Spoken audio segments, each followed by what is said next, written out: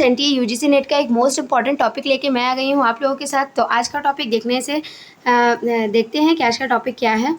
राजन समिति जो 2012 में रंगा राजन समिति कब लॉन्च हुई थी? 2012 में। ठीक है। योजना आयोग ने गरीबी के आकलन पर एक नया पैनल बनाया जो गरीबी के स्तर की पहचान करने के लिए एक वैकल्पिक विधि प्रदान करे।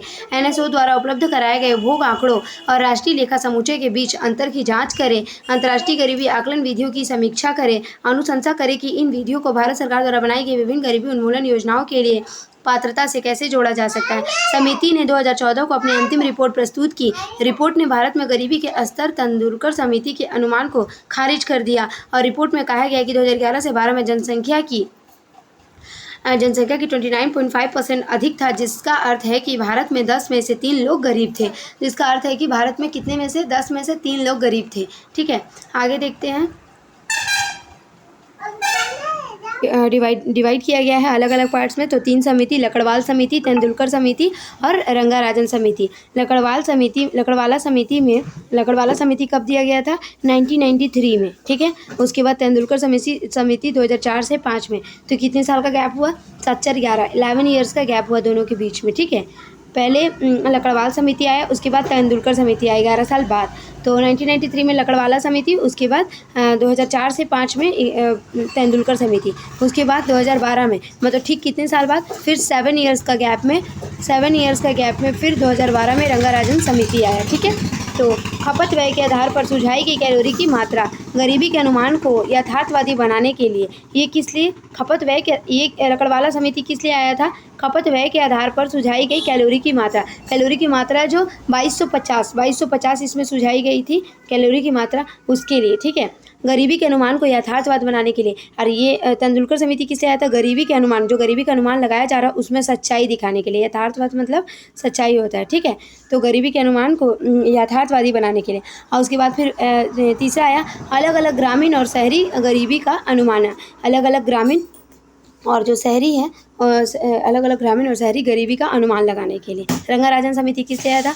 अलग अलग ग्रामीण और शहरी क्षेत्रों का अनुमान लगाने के लिए। ये गरीबी के अनुमान को यथार्थवादी सच्चाई प्रदान करने के लिए। और खपत व्यय के आधार पर सुझाई गई कैलोरी की मात्रा जो 2250 थी। ठीक है, लकड़वाला समिति में। आगे देखते हैं।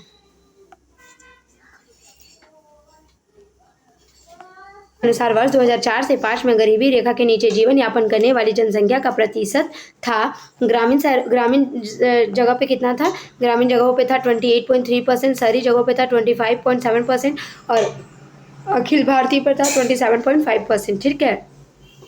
तेंदुलकर की रिपोर्ट के अनुसार वर्ष 2004 से 5 में गरीबी रेखा के नीचे रहने वाले लोगों का प्रतिशत इस प्रकार था।